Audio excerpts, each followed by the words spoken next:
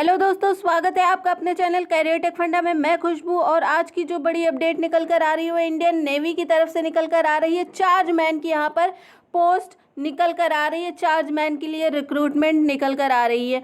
तो इसमें total number of vacancy की अगर हम बात करें तो 372 वैकेंसी यहाँ पर टोटल है और इसके फॉर्म फिलअप होना स्टार्ट होंगे आपके 15 मई से फॉर्म फिलअप होना स्टार्ट होंगे और लास्ट डेट क्या रखी गई है, 29 मई रखी गई है। 29 मई तक आपके फॉर्म फिल होंगे।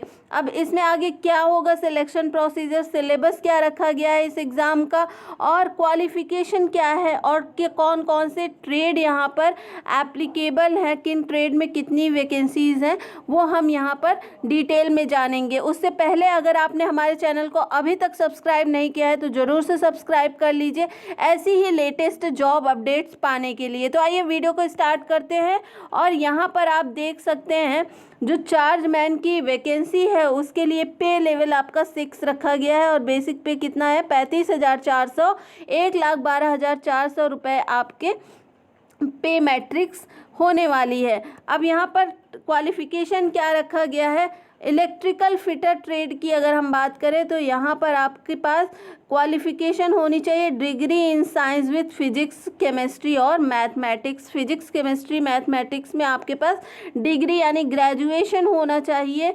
या तो इसके अलावा आपके पास डिप्लोमा इन इलेक्ट्रिकल इंजीनियरिंग में डिप्लोमा आपके पास 3 साल का होना चाहिए। इसमें टोटल नंबर ऑफ वैकेंसी की अगर बात करें तो अच्छी खासी पोस्ट है। टोटल नंबर ऑफ वैकेंसी यहाँ पर 42 है।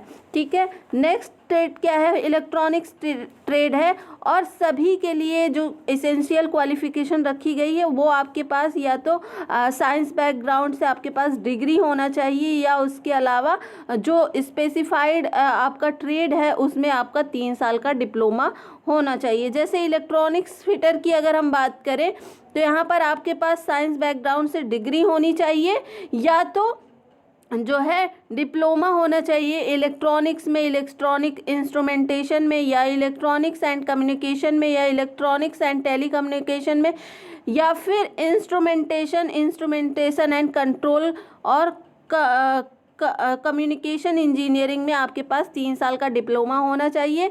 और ये कौन कौन से ग्रुप के लिए है, जायरो फिटर के लिए भी है, रेडियो फिटर के लिए है, रडार फिटर के लिए और सोनार फिटर के लिए है।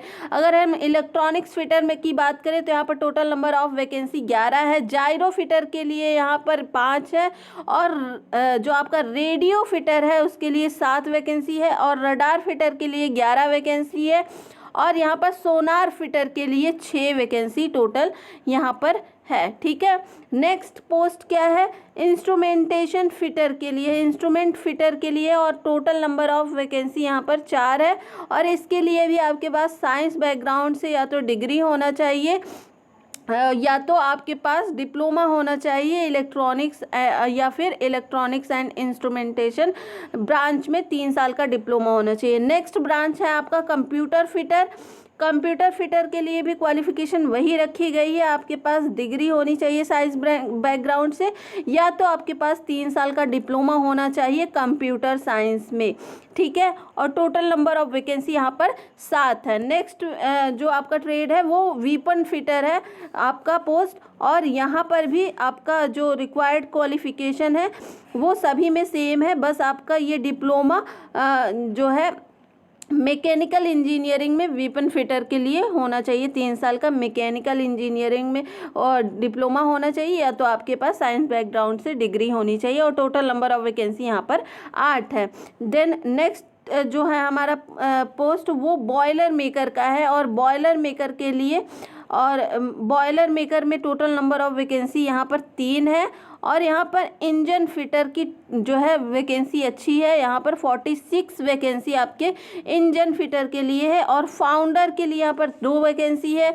जीटी फिटर के लिए 12 वैकेंसी है, आईसी फिटर के लिए 22 वैकेंसी है और पाइप फिटर के लिए यहाँ पर 21 वैकेंसी है और मशीनिस्ट के लिए यहाँ पर 22 वैकेंसी है। और इन सभी पोस्ट के लिए क्वालिफिकेशन क्या यहाँ पर रखी गई है, डिग्री होना चाहिए साइंस बैकग्राउंड से, यानी आपके पास जो साइंस बैकग्राउंड से डिग्री की बात करें आपके पास बीएससी होना चाहिए या फिर आपके पास इस अगर बीएससी की डिग्री नहीं है तो आपके पास डिप्लोमा मैकेनिकल इंजीनियरिंग में 3 साल का डिप्लोमा होना चाहिए, तभी आप इन सभी ट्रेड के लिए एप्लीकेबल होंगे।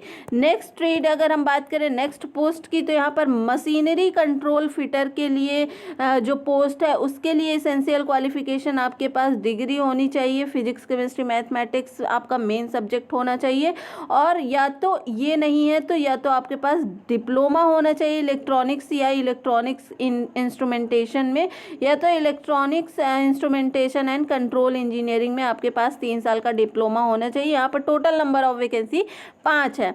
नेक्स्ट वैकेंसी है हमारी REF और जो अकाउंट फिटर की है।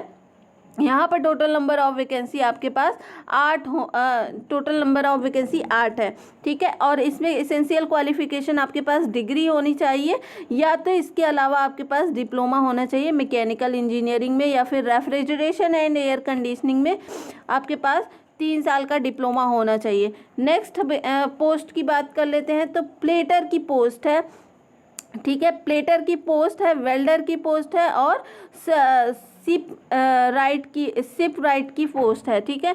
तो प्लेटर की जो पोस्ट है उसमें टोटल नंबर ऑफ वैकेंसी 28 है, वेल्डर की 21 है, और जो आपकी शिप राइट है उसमें 23 वैकेंसी है। और इसके लिए आपके पास मैकेनिकल इंजीनियरिंग में 3 साल का डिप्लोमा होना चाहिए, या तो आपके साइंस बैकग्राउंड से डिग्री होनी चाहिए।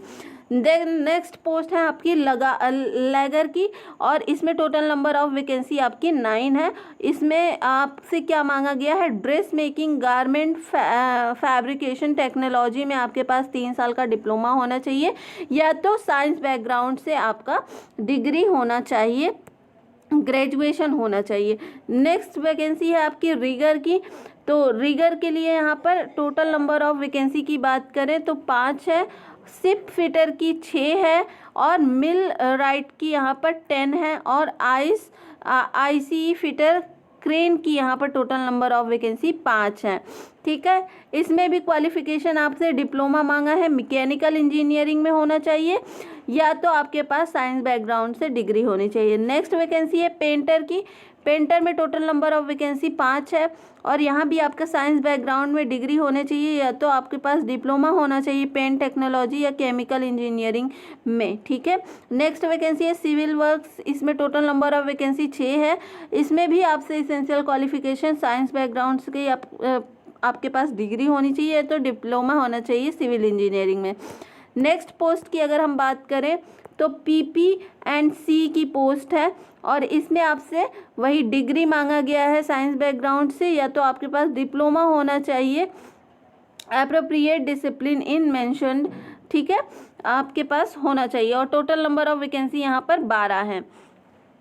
नेक्स्ट हम बात कर लेते हैं, ये हो गई हमारी वैकेंसी डिटेल। अब हम चलते हैं यहाँ पर आपके पास एज लिमिट, ठीक है।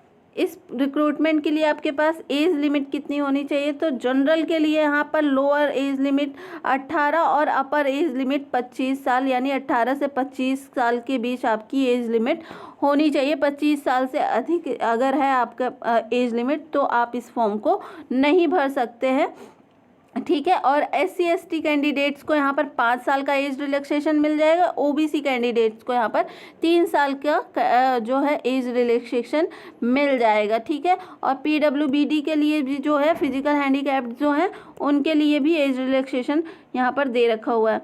देन नेक्स्ट हम यहाँ पर बात कर लेते हैं एजुकेशनल क्वालिफिकेशन। आपको वैकेंसी डिटेल के साथ ही पता चल गया कि यहाँ पर आपके पास साइंस बैकग्राउंड में डिग्री होना चाहिए या फिर डिप्लोमा होना चाहिए एप्रोप्रिएट जो आपका मेंशन पैरा है। और नेक्स्ट अगर हम बात करें यहाँ पर आपका फॉर्म की ओपनिंग और क्लोजिंग मैंने स्टार्टिंग में ही बता दी थी। 15 मई से आपका फॉर्म फिलअप होना स्टार्ट होगा और 29 मई इसकी लास्ट डेट रखी गई है। यहाँ पर जनरल इंस्ट्रक्शंस दे रखा है, इसे आप देख सकते हैं। और ये आपको ये जो नोटिफिकेशन है इंडियन नेवी का जो चार्जमैन का नोटिफिकेशन है ये आपको हमारे टेलीग्राम ग्रुप पर मिल जाएगा। वहाँ आप टेलीग्राम ग्रुप हमारा कैरियर टेक फंडा नाम से, ये जो हमारा यूट्यूब चैनल है उसी नाम से हमारा टेलीग्राम ग्रुप है, वहाँ पे आप ज्वाइन हो सकते हैं और टेलीग्राम ग्रुप का आपको लिंक डिस्क्रिप्शन बॉक्स में मिल जाएगा, ठीक है। नेक्स्ट हम बात करते हैं यहाँ पर जो आपका सबमिशन ऑफ एप्लीकेशन हो गया।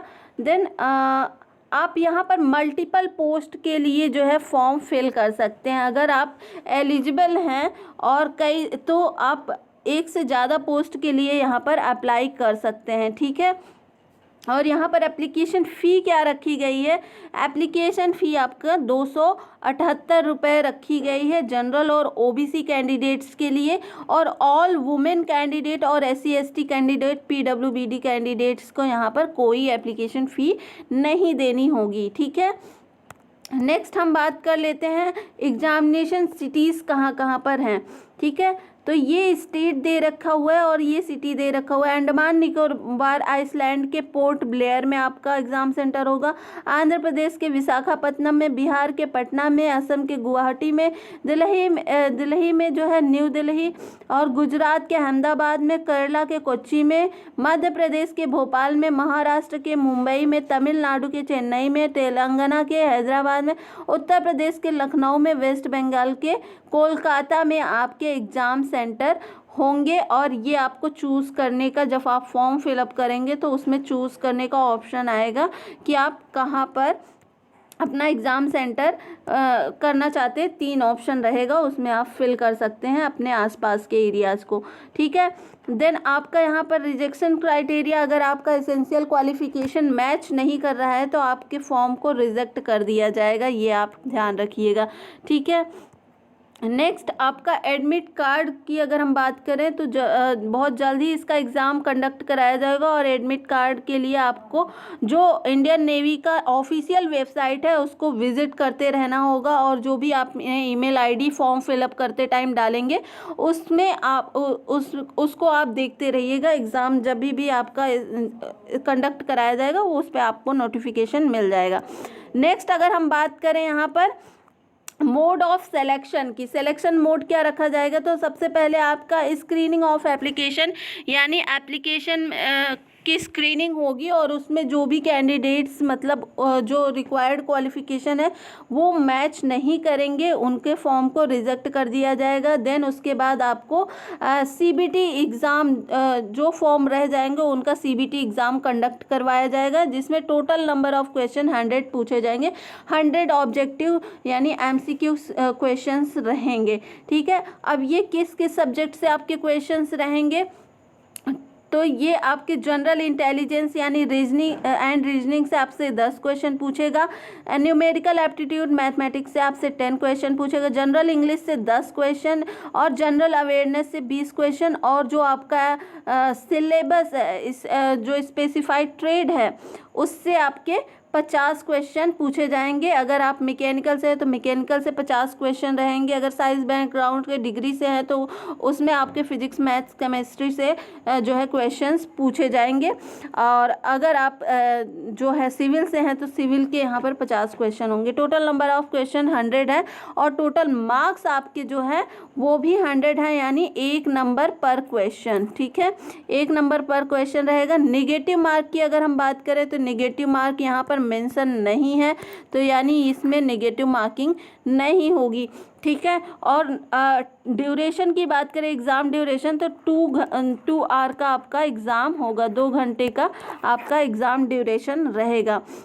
ये आपका डिटेल सिलेबस दे रखा है, general intelligence, general awareness, English, numerical aptitude और जनरल नॉलेज का, तो इसको आप नोटिफिकेशन के माध्यम से अपना डिटेल जो है सिलेबस देख सकते हैं।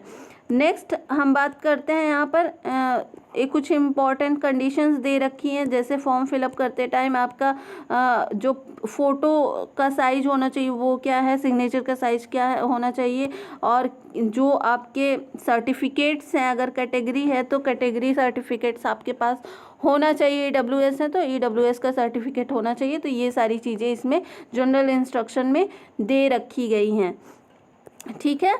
तो ये रही आज की हमारी अपडेट। आई होप ये वीडियो आपको पसंद आई होगी, अगर पसंद आई है तो वीडियो को लाइक और चैनल को सब्सक्राइब जरूर करें, ठीक है। मिलते हैं नेक्स्ट वीडियो में नई अपडेट के साथ, तब तक के लिए बहुत बहुत धन्यवाद।